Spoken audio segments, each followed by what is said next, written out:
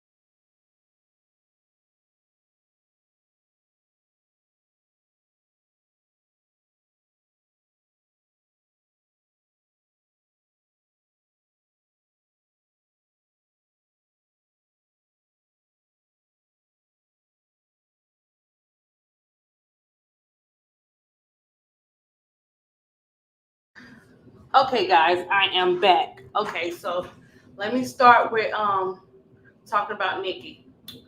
All right, here we go. So Nikki Mccray-Penson was an American basketball player and coach. She was the head coach of the Mississippi State Bulldogs women's basketball team from 2020 to 2021 and a professional basketball player from 1996 to 2006. She played in the women's WNBA for 8 seasons. In 2008, after leaving the WNBA, McCray joined the coaching staff as an assistant coach for the South Carolina Gamecocks. Mccray-Penson was inducted into the Women's Basketball Hall of Fame in 2012. Her playing career. Let's talk about her playing career. I didn't even know. She's 5'11", guys. She was a 5'11" guard from the University of Tennessee. McCray was a star in the now American League. While playing in the American Basketball League, she was named Most Valuable Player for the 1996 to 1997 season. McCray also played basketball at the international level. She won gold medals at the 1996 and the 2000 Summer Olympics, and she participated on America's 1998 FIBA World Championship team. She made a name for herself in women's basketball as world-class defender by shutting down a number of world best players. In 2000, she was named in 2000, she was named a member of the President's Fitness Council and was also chosen for the 2000 USA Olympic basketball team. Let's talk about her WNBA career. McCray, Washington Mystics. McCray was selected as part of the initial player allocation by the Washington Mystics on January 27, 1998. Her debut game was played on June 11, 1998, in a 57-83 loss to Charlotte Sting, where she recorded 19 points and 6 assists. McCray would be a starting guard for the Mystics in her first 4 seasons in the WNBA. She played in 125 games for the Mystics in 4 seasons and started in 124 of them with averages of 15.4 points, 2.4 assists, and 1.2 steals in 31.1 minutes per game. She was named to 3 WNBA All-Star teams in 1999, 2000, and 2001. The Mystics missed the playoffs in 1998, 1999, and 2001, but made it in 2000 with a losing record at 14-18. This was possible due to Mystics being 4th in the Eastern Conference and top 4 teams of each conference made the postseason. However, the team's playoff run was short-lived as they were eliminated in the first round by the New York Liberty in 2 games. In the second game of the playoff series, McCray was held scoreless throughout her entire 30 minutes on the floor. She also played Indiana Fever. December 5th, 2001, McCray was traded to the Indiana Fever along with a 2002 second round pick and a 2002 fourth round pick in exchange for Angie Brazil. I hope I'm saying her name right. A 2002 first pick and a 2002 third pick. Had to make sure my mic was on, guys. Where am I? I'm still on the Mystics. Okay. So her position as a starting guard was transferred to her new team as she started in 64 of the 66 games for Indiana. In her 2 seasons with them, during her first season with the team, 2002, the Fever made it to the playoffs, but McCray would once again be eliminated in the first round by the Liberty 2-1. Although she played in the WNBA for 4 more seasons, McCray would not reach the playoffs after the 2002 season. Her second season with the Fever, although she was still a starter, saw her minutes per game drop drastically to only 21.6 minutes per game. After 2003 season, McCray would then play for 3 different teams in 3 years. On April 27, 2004, she was signed to the Phoenix Mercury as a free agent.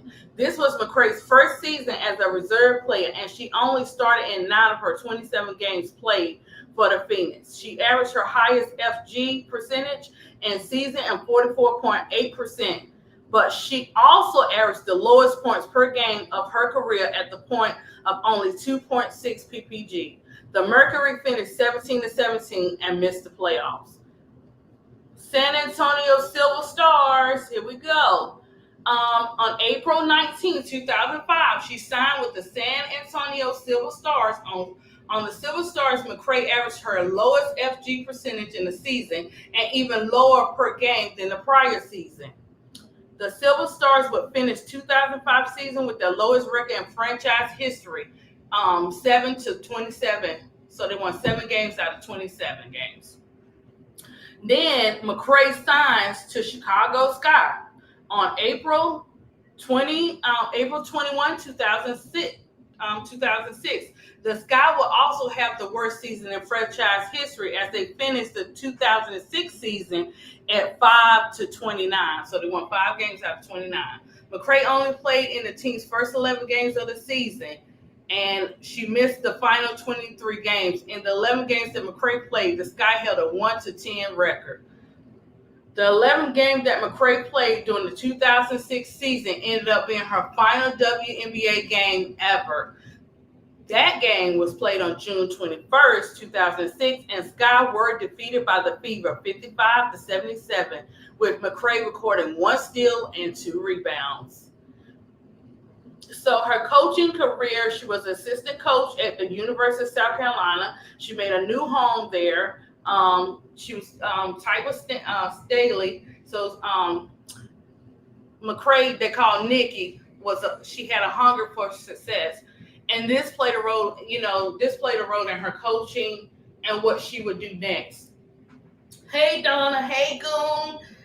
Hey, Riddick. Hey, everybody. So let me get ready to show you guys some clips. These clips are good. Just brace yourself. I see, Goon, very proud of your First Lady, Dana Evans. She's going to be the difference maker in this game today. So I hope you called her and told her to get right. I don't want no excuses, Goon. If she don't do her thing in this game today, I don't want to hear nothing about Dana Evans, because she can do it. She done did it this far. Dana Evans is going to have to be that difference maker. Her and Liz.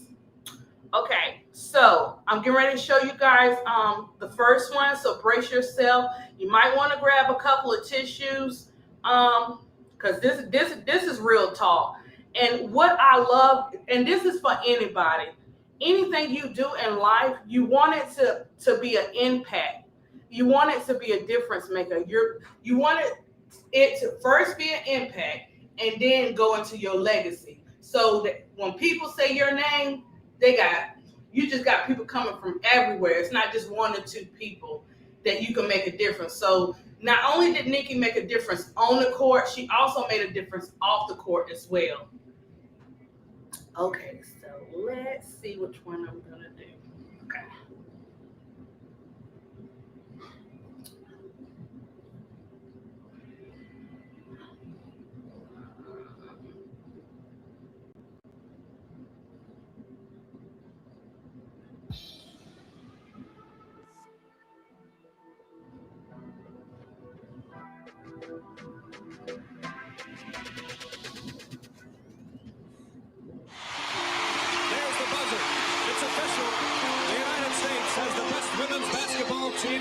Nikki was such a big part of the energy, the positivity surrounding that team. And, I know Nikki wanted to play more. Shoot, I wanted to play more. But you get to a place where you really accept your role, and it becomes really more about who you are as a human being. And, Nikki was just to excellence. Our franchise was extremely blessed, that Nikki was a part of this franchise in San Antonio and got to bring her incredible personality, her soul, her smile, just the way that she lived her life. And she was such a person of faith.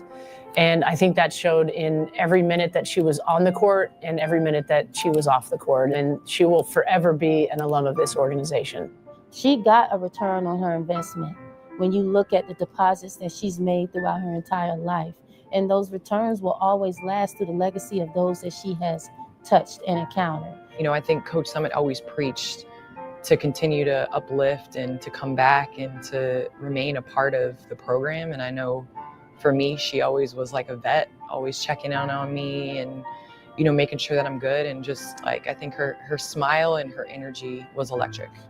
Nikki's impact on players like Asia Wilson, players at Tennessee, is that she's going to love on you, kind of like Pat did. She's going to love on you, but she's going to demand the absolute best.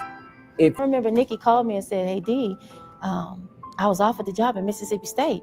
Like, if I take it, I'm going to tell Old Dominion they need to get you." And I said, "Girl, please, I'm going to go with you to Mississippi State. I'll come work for you, Nikki. We could do this." And she was like, no, you're going to be a great coach, Dee. And I'm going to put your name down. And now that I'm there and I get to continue her legacy, I'm a part of her tree. And I want to make sure that I do justice by that, because she was on to something great. So I take a tremendous amount of pride in everything I do every day. And she is attached to every thought. So that's the first video that I wanted to. Oh God, let me stop it. So that was the first video I wanted to show you guys, because I wanted you to see some of our players and now, and some of our vets were able to let you know what she meant to them. And that makes a difference, to see how a player makes a difference to other players. That's called impact. That's called legacy. Like Pat, man, say what you want about Pat Summitt, but she's attached to everybody. Everybody got something to say about Pat Summitt. Pat Summitt, that's a legacy, right? That's a total, like, these women are making forever impacts, not just in one game, not just in one season. They are making forever impacts, whether they were in the W, whether they were coaching, whether, outside of their life. Because Nikki got more now. I just touching on her, her basketball and all that kind of stuff. But from the people that knew her outside of the game, had nothing but great stuff to say about Nikki Mccray-Penson. So we're gonna tap into the next clip. But what I want to say to you guys is, why is it important for ADP to bring to your attention the testimonies, the stories, the fight, and the visions that these vets and these players have? Because they go through so much, guys, to get there.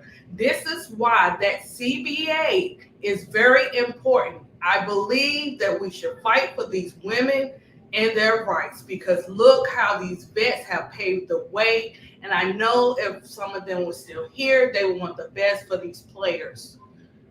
So, but I really want people to see, because sometimes we don't know. We love the game, we watch our favorite players, and sometimes we stop there. But it's very important to see the beginning of something, to see the beginning and see how it continues to progress throughout the years to come into the new generation. That's why I think it's important that our young players, our college students, they should have a history class. They got a history class for everything else if they're not taking it out of schools, guys.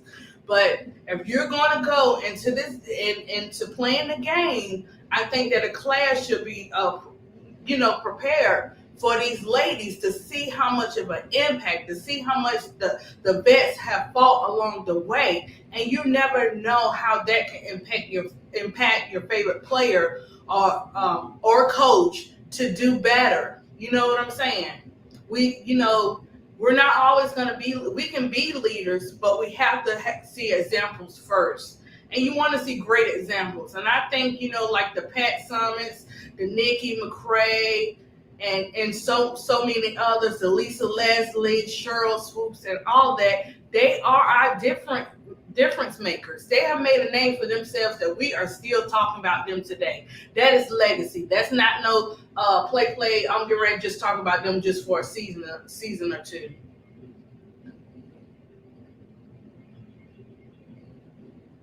I agree with you, 80s. ADP. So please stop talking about what these ladies don't deserve. Also, I want to see more women coaches in the WNBA. Period. Right, June. They keep right. They keep trying to tell them what they should and should not have and what they don't deserve. I think that anybody in any part of your life, whatever you choose to do, you deserve the best. You don't deserve just the now. You deserve it all. Put it like that. And yeah, we want to see more women coaches, June, in the WNBA, but it looks like they're trying to clean house. No, Goon, Dana Evans does not deserve an apology if they win a championship game. Because Goon, we got to keep it real. Now, do we make mistakes in life? Yes. Do we learn from them? Yes. Can we do better? Yes. So I see Dana, even though she, you know what I'm saying, Goon, even though she did what she did or whatever, you can tell in her performance that she, you know what I'm saying, she realized what she did and she's trying to make it right. So yes, I wish Dana the best. I hope they win. Like I told you, she will be a difference maker in this game. Watch what I tell you. Okay, so we're going to go into the second clip where Dawn talks a little bit about her, and then we'll step into her ceremony.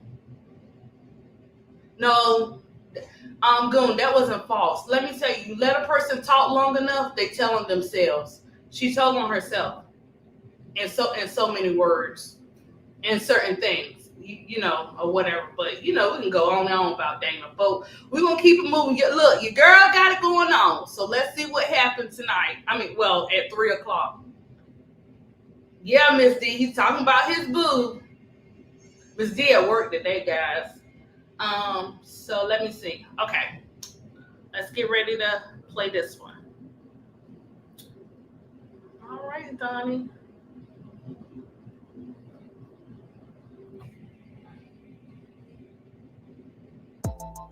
What was it like playing against her in the WNBA? Nikki was the ultimate competitor.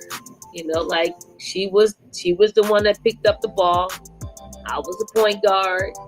So I would just tell her, you know, we would talk to each other, like, cause she would try to hawk the ball. I'm like, Nick, don't even waste your energy. Like, seriously, you're not gonna steal the ball from me. So don't even. I know you. I know your game. Like, we spend too much time together. You know, Nikki on our '96 Olympic team, she didn't really play a big offensive role for us, but she was very capable, as we saw in the ABL and the WNBA. So, you know, I thought she played her very best basketball after the Olympics in '96. If you had some insight or some information or something that you wanted to tell the Mystics fans about Nikki, what would your message to the Mystics fans be about Nikki Mccray-Penson? Well, the Mystics fans are truly one of the fan bases that are loyal. One of the fan bases that rock the house. Because I was a visitor there in the Eastern Conference a lot, and that was one of the hardest places to play. And they still are creating that. I just thank them for continuing the love that they display night in and night out for not just the current roster, but also the legends. And Nikki Mccray-Penson is a legend in that franchise. So thank you. Thank you for not forgetting her. Thank you for continuing to love up on her. Thank you for your constant reminder of who Nikki Mccray-Penson was, is, and the legacy that will continue. If you live in a Florida, Georgia, or South Carolina zip code and have zero... Okay, so yes, let me stop sharing that one, and then give me 1 second, guys, to prepare the last.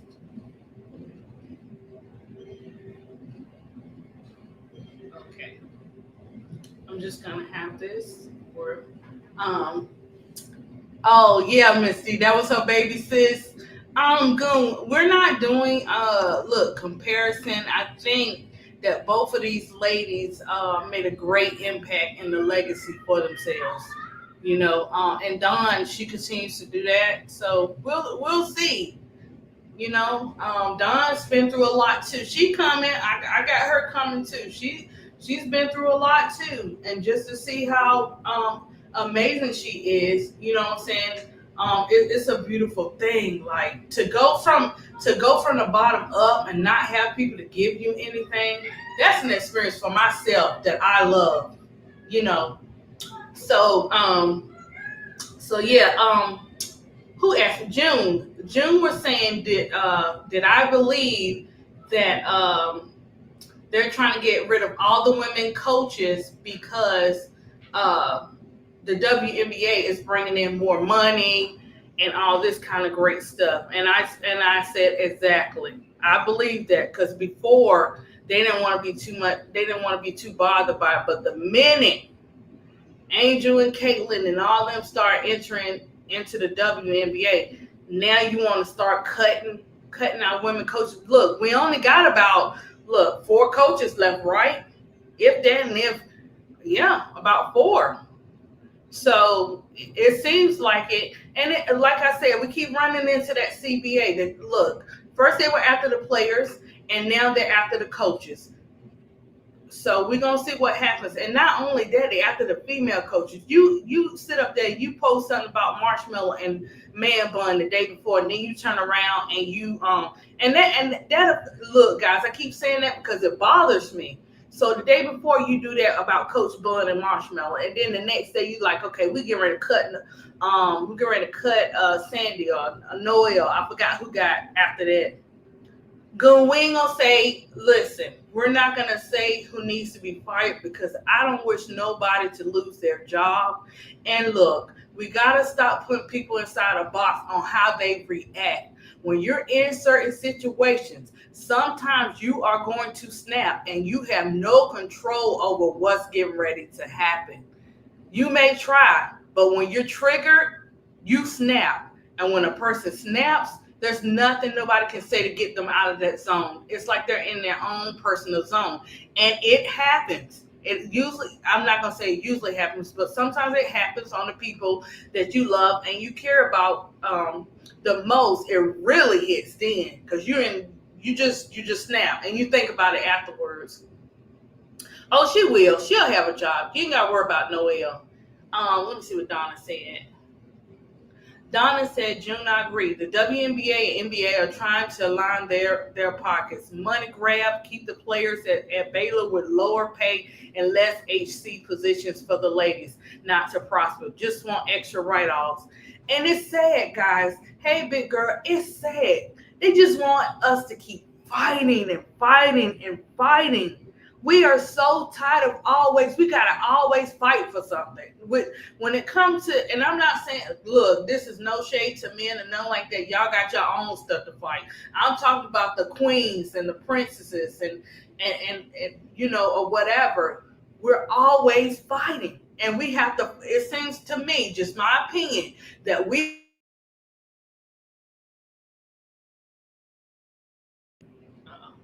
so, yeah. It's going to be interesting next month, guys. Look out for next month. If I got to bring up the example from the old CBA to now, we have to do that. But we are no longer and have not been in a long time. We are not man slaves. So it's time for all of us to buckle up, all the queens, all the princesses, all the growing princesses, all the babies. Look, your mama, your aunties, your friends, all of us. We got to buckle up because we fighting all across the board, whether it's sports or in real life or in the politic world. Even if we in the middle or we on one side, it doesn't matter. We are constantly fighting. They looking for us to always bail them out. And I'm gonna say that, and then I'm gonna push on because I get so upset about this CBA. Just give them ladies what they're asking for. Because that little baby CBA thing you got now, that's not right. I think that they probably assume that they want to read it or they want to be alert or the young generation come in and they ain't gonna want to be interested in what's going on for their future. But look, let me tell you something. This new generation, they something different from when we was growing up. But okay, guys, we're gonna get into this full ceremony, and you're gonna see some of your vets speak for Nikki as the Mystics. If I'm not mistaken, the Mystics retire her jersey.